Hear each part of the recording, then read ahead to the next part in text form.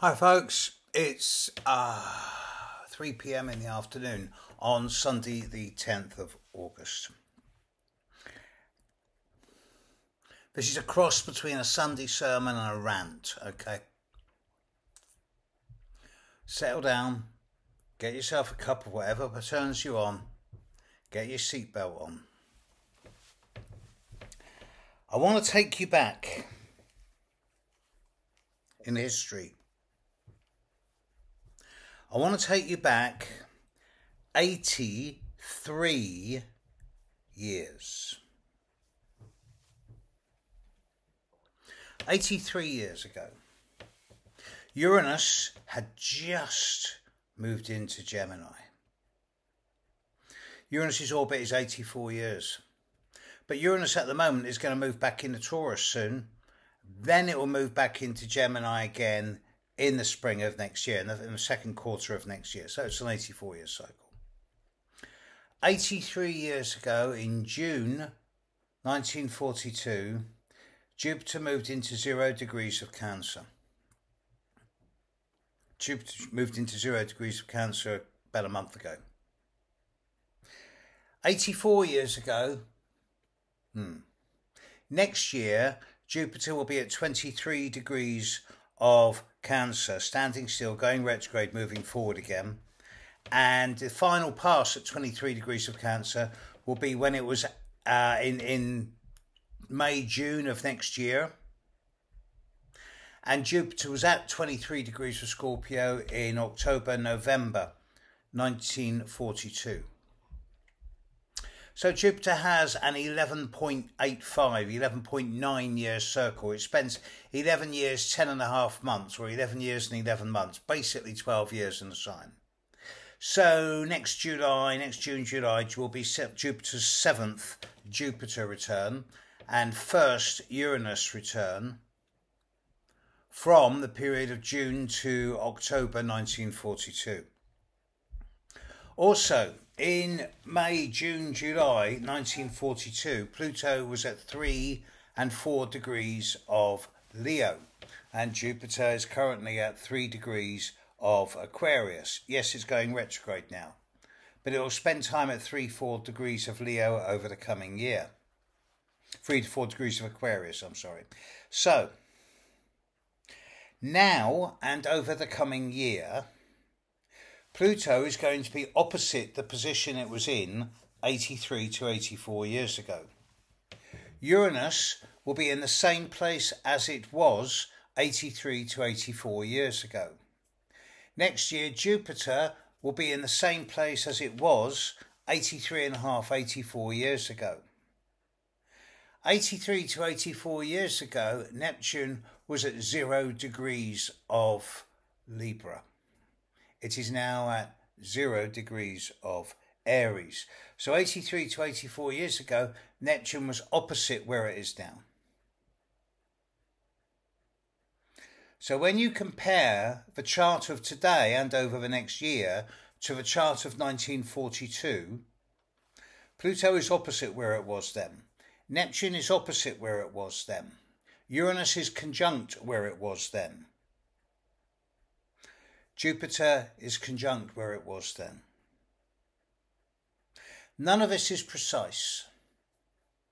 None of this is accurate to less than 1%. But it's all accurate to less than 2 or 3%. So I think in order to get a historical perspective, perhaps, on where we are today, because everyone has opinions and beliefs which influence what they say, and I'm no exception to this. But statistics don't lie, and the facts of history, the agreed facts of history, don't lie either. So there is a case for looking at 1942, especially during the period of June to November, and relating that to where we are now and over the coming year. In early June 1942, we saw the Battle of Midway, which was the first major American success in World War II. After the shocks of Pearl Harbor, the Battle of Midway Island was where the American fleet defeated the Japanese fleet properly for the first time in a big way. Also, on the 23rd of June 1942 was the world's first nuclear accident, where a steam-powered nuclear reactor in Leipzig exploded on the 23rd of June 1942. Check it out.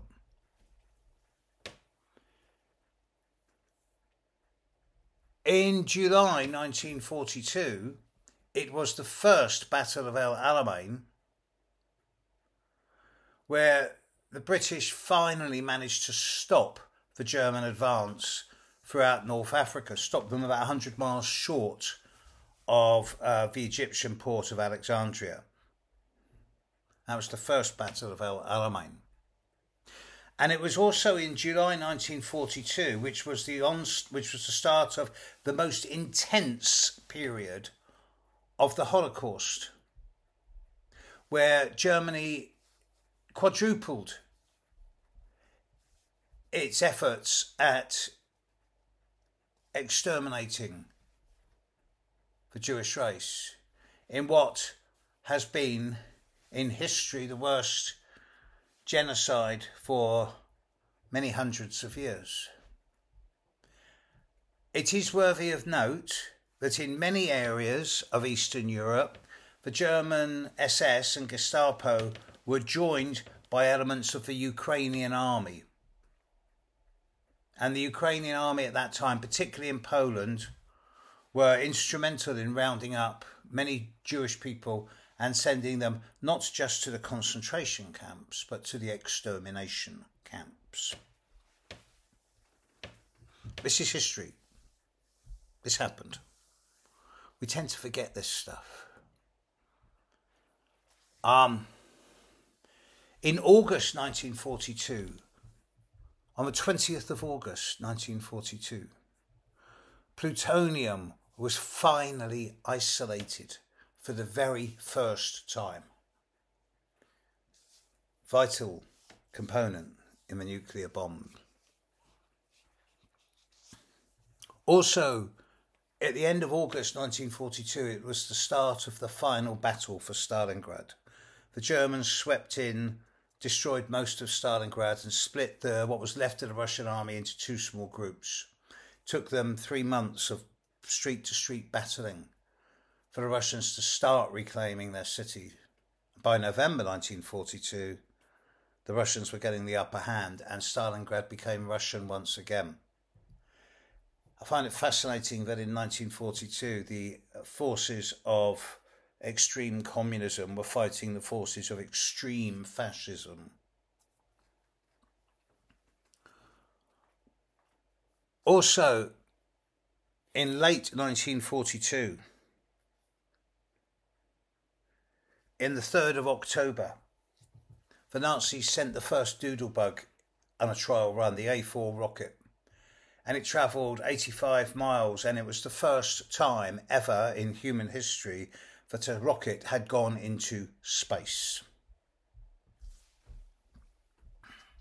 By the end of November 1942, Stalingrad, the battle for Stalingrad had been won by the Russians. The German army was starving and freezing, and those that could still walk were in retreat. 1942 is seen as the biggest year of mass death in human history, at least by warfare. Perhaps the Black Death, a few hundred years ago, killed as many pro rata, but there were far fewer people than there were in 1942.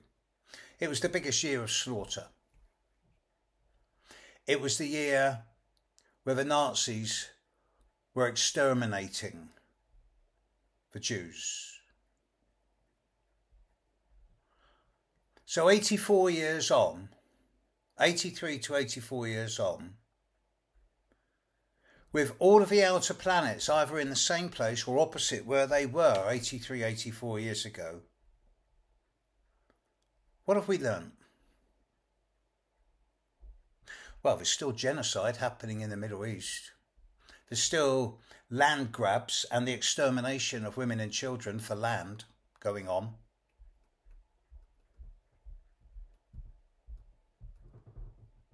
And the politics behind it is sick, truly sick and twisted and evil. Let's call it for what it is. I am so proud of my Jewish friends, and I have quite a few, who go out on the pro-Palestinian marches. Not in their name, not in my name. I cannot say I support Palestine in my country now, because to say that is now a criminal offence. There were 500 arrests in Britain and London yesterday alone for people who were carrying banners saying I support Palestine.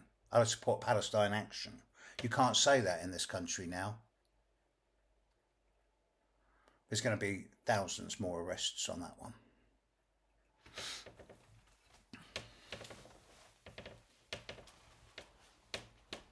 Cities in the Ukraine have been besieged. Residents have been starving. But what we're not hearing about is what's happening in the background. Yes, the slaughter is happening on the front lines, and it's pushing forward and pushing back, and not much has changed in the last year. Russia seems to be fighting a fight it can't win. But in the background, I hear people in positions of knowledge slipping me bits of information saying, yes, but the Russian infrastructure has been crippled by the AI attacks. The Aeroflot is primarily grounded. The Russian train systems don't seem to be working anywhere near as much. There's a growing sense of discontent about the fact that Russian society seems to be collapsing. And this happened 83 years ago. But immediately after World War II, Stalin turned on his own people to an extreme.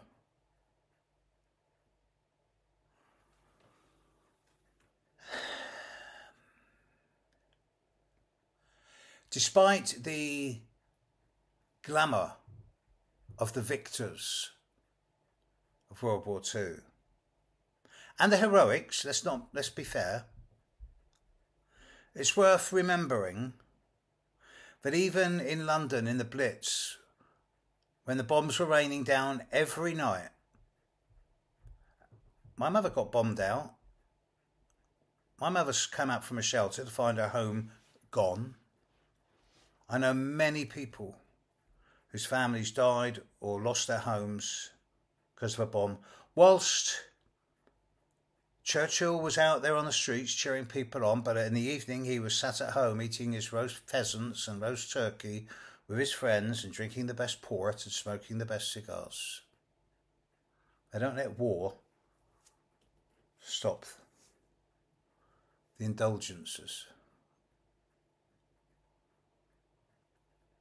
And it seems that in my country, at least now, despite the right wing saying that this is a government of communists and we've got to stop the boats, which are just a distraction. They're not looking at the big issues. If you're worried about the boats, well, where were you when the right wing were in power? And the boats were 5 times more than they are now. Despite the government of my country being a Labour government at this time, the actions are those of the extreme right, especially the banning of public protest. And that only ends one way. I find it incomprehensibly stunning that the astrological analogy between the influence of the planets now and 83 to 84 years ago is so similar. And I ask myself, what have we learnt as a species in this time? Yes, technology has vastly accelerated. There are 4 to 5 times, at least 4 times as many people on the planet now as there were at the start of World War II. There were 2.1 billion people on this planet when I was born. There's now 8.2. So when World War II started, there had only been about 1.8, 1.9 billion. Technology, spirituality, population has all grown exponentially. But it seems like compassion, empathy and common sense have been left behind. Except in the hearts and souls of those who choose to keep it alive.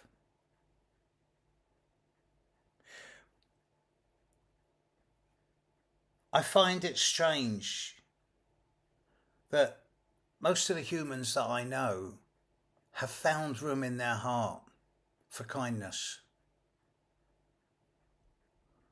One of my best friends, whom I've known nearly 50 years, told me a great story the other day. She went into a coffee place where she was meeting some friends, and somehow she was at the till, and the woman standing at the next till, her coffee was added to my friend's bill. And they could not sort it out. For all of the wonderful technology, they could not subtract the coffee bill from my friend's bill and put it onto the woman whose bill it was. And my friend turned around and said, "Do you know what? I'm an old age pensioner. I get money from my government. I am so lucky. I am so grateful. Have this coffee on me." And this young person was really embarrassed to be taking a free coffee from an old age pensioner. But they said, "Thank you so much." Within 15 minutes, my friend went back for another coffee, and the people said, "No, you have this on us. Here's some cakes, here's some coffee, here's some teas, free of charge." Random acts of kindness. What goes round comes round. I choose, of my own free will, to believe in the goodness of the vast majority of human. I'm not sure about the extreme right wing, but I'm not sure about the extreme left wing either. They seem to have sacrificed their humanity in the name of power and greed and the desire to have control over others. But then they're not really human. I choose to believe in the goodness of most people. And because of this, and because of my age, and because of my study of history, and especially because of my astrological knowledge, 50 years of it, I know karma's a bitch. Karma never fails. Never in the way we expect. And it's too passé, too blithe, too easy to say, "I'll leave it up to karma." But never buy into the needling and the getting your buttons pushed. It's a fool's game. Step back. Keep your own peace. But at the same time, if necessary, stand up for what you to believe in. Passive, non-violent resistance. Speaking your own truth, quietly but firmly, as I try to do with my astrology. Knowing that we'll never get it right, but knowing that we're always getting better. Despite the tragedies and traumas of the world, despite the horrors that are being inflicted primarily in the name of religion or greed or political dogma, belief systems. Despite all this, it's still a beautiful world. There is still, even in the hardest of places, the potential for joy. And when you hear of people facing death, facing the rifles and the bombs and going, "Okay, you can kill me, but I'm not going to change my mind. This is my truth." I'll support them all the way. I can't say I support Palestine anymore in my country. I will get arrested.